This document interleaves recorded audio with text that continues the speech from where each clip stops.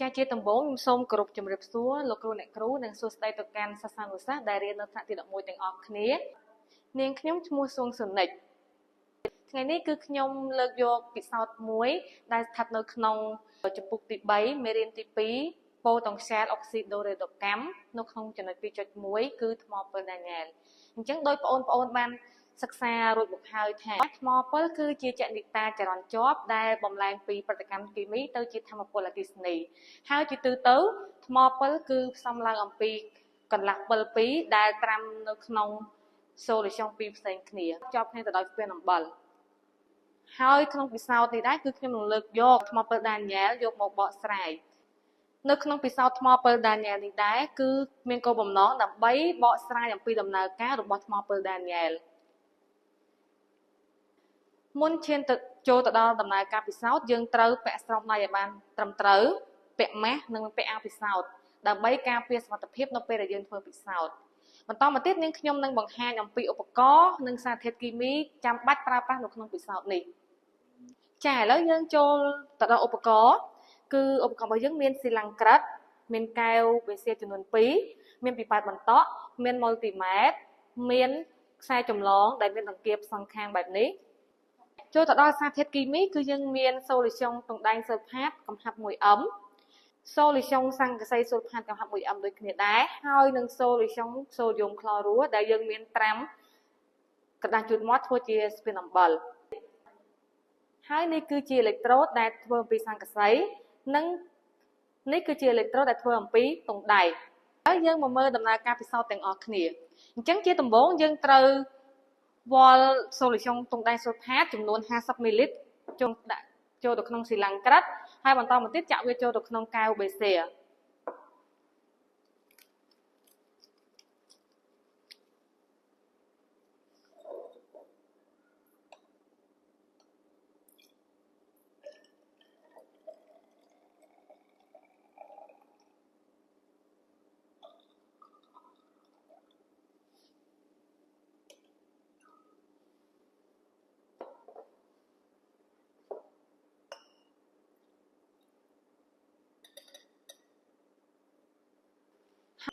ហើយបន្តមកទៀតគឺយើងវាល់សូលីស្យុងស័ង្កសីស៊ុលផាតដាក់ចូលទៅក្នុងស៊ីឡាំងក្រិតហើយដាក់ចូលទៅក្នុងកែវបេសៀដូចគ្នាដែរ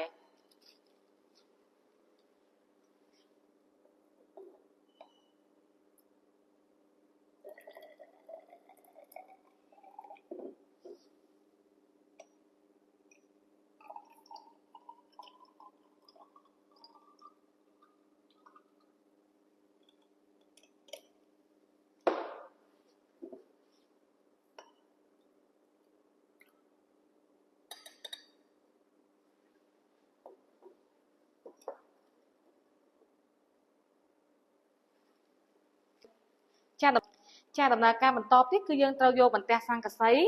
ទៅត្រាំនៅក្នុងសូលីស្យុងស័ង្កសីស៊ុលផាតហើយបន្ទះទង់ដែងគឺយើងត្រាំនៅក្នុងសូលីស្យុងទង់ដែងស៊ុលផាតហើយបន្តមកទៀតគឺយើងត្រូវយកខ្សែចម្លងដែលមានដង្កៀប2ចាប់ទៅលើអេឡិចត្រូតនីមួយៗដោយពោលដកគឺយើងចាប់ទៅលើអេឡិចត្រូតស័ង្កសី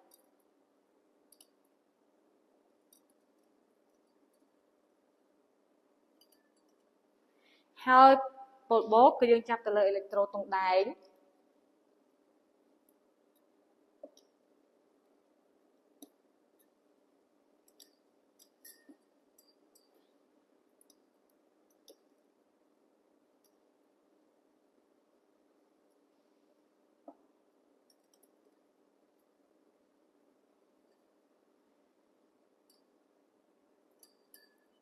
បន្តមកទៀតគឺយើងត្រូវ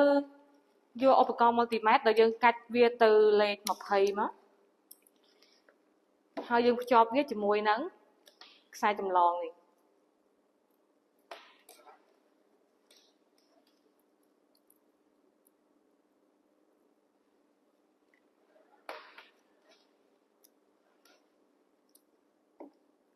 ជំហានចុងក្រោយគឺយើង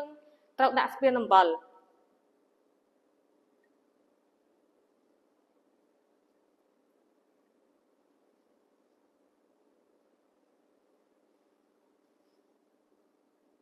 ដាក់ស្ពានអំបិលគឺដើម្បីឲ្យចរន្តឆ្លងកាត់ឬក៏យើងបំពេញអ៊ីយ៉ុងដែលបាត់បង់នៅក្នុង solution ចាបន្តមកទៀតគឺយើងកលេចទៅមើលលេខនៅលើ multimeter របស់យើងចាគឺឃើញថាវាលោតទៅដល់លេខ 0.92